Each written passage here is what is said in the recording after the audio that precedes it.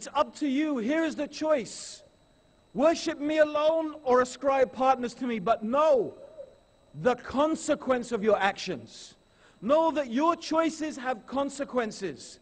Allah is just. We have to understand. Every person must understand God, Allah, the Creator, is the most just. He never does any injustice to His servants. He never does any injustice to His slaves. He is perfectly just to us. If He punishes us, it is from His perfect justice. If He rewards us with paradise, you know what? We can never do anything to deserve paradise. No. However much work you do, you can never deserve paradise through your deeds. The Prophet ﷺ said, no one will go to paradise because of their deeds. Not even you, Messenger of Allah. No, the Prophet said, ﷺ, not even me unless Allah bestows His mercy upon me. Meaning paradise is because of Allah's mercy. Now, Allah gives His mercy to those people who obey Him. Allah gives His mercy to those people who follow His guidance. Allah gives His mercy to those people who ask for it and seek it. So if you seek Allah's mercy and you seek Allah's forgiveness and you follow Allah's path, Allah will be merciful to you and put you in paradise.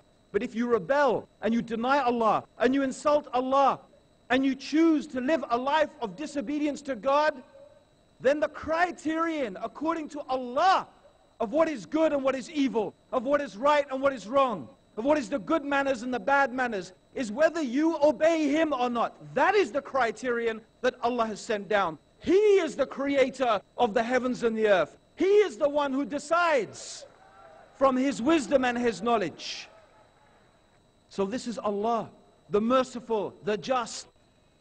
Allah in the Quran is always giving beautiful examples.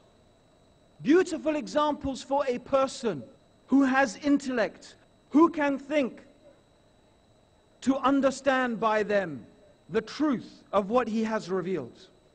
And I have taken some example from the Quran and from the hadith of the Prophet ﷺ, but I applied it to a modern context. So let me ask all of you a question. If you have a business, you're a businessman, and you have a business. In your business, you employ people to work for you. Yes? What if you are paying someone?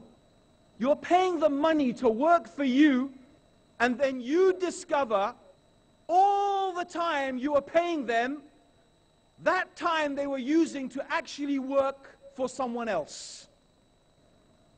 Does this person still deserve a job? Or does this person deserve to be fired?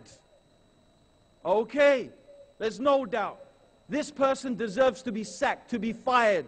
They have committed an act of injustice. You pay them and they work for someone else. Allah created you and Allah gave you life. And Allah feeds you and clothes you. And you worship someone or something other than Allah. What do you deserve? What do you deserve? You know, a friend of mine, he said, if you don't want to worship Allah alone, find a place where you can breathe air that's not Allah's air. Find a place where you can eat food that's not Allah's food. Find a place where you can find drink that's not Allah's drink. Go see if you can find it if you don't want to worship Allah alone without any partners. Will you find such a place? You will never find such a place. Surely la ilaha illallah. There is nothing that is truly worthy of worship except Allah. On the day of judgment, a man will stand in front of Allah. And Allah will say to him, if you had everything in the earth, all the wealth of the earth, and you had it twice over, will you ransom it now to save yourself from the hellfire? This man will say, yes, my Lord. Yes, my Lord. Allah will say to him, I asked you for less than that. I asked that you should worship me and worship me alone, and not make any partners and not make any rivals with me. That is all Allah is asking. That we should worship Him and worship Him alone and not make any partners or rivals with Him. Let me give you another example. Let's go back to the business. Imagine you had someone in your business and you asked them to paint your office white. Now you have a special reason. You have hired the best designers. You have a special reason. And anyway, you say, paint my office white. And that person paints the office bright pink. Will you be happy with that? Will you? You said to him, paint it white, and he paints it pink. You say, why did you paint it pink? I told you to paint it white. Oh, I thought pink would be nicer. I thought pink would be nicer. I paid you to paint the office white. Why did you paint it pink?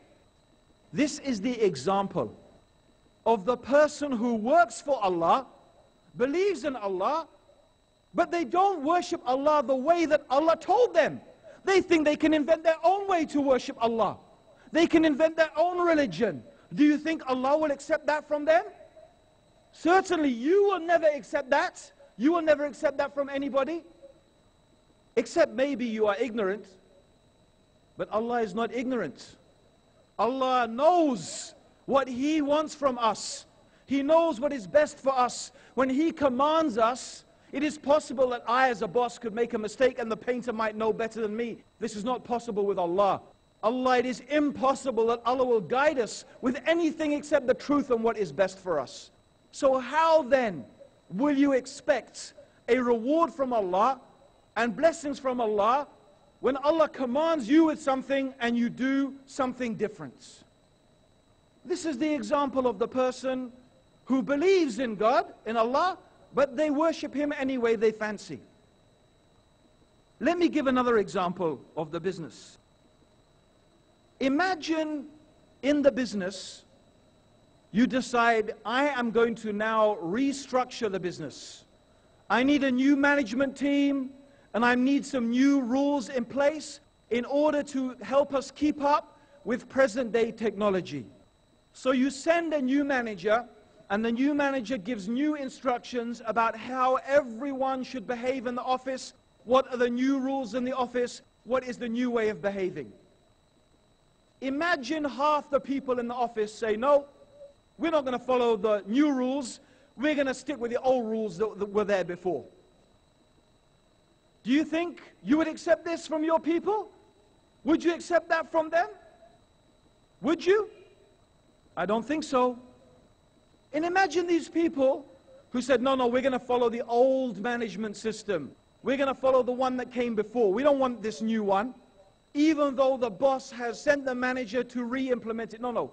And imagine they're very nice. They make tea for everybody. They look after the old ladies. They're very nice. They're very kind. They're very good. Would this be any benefit for them?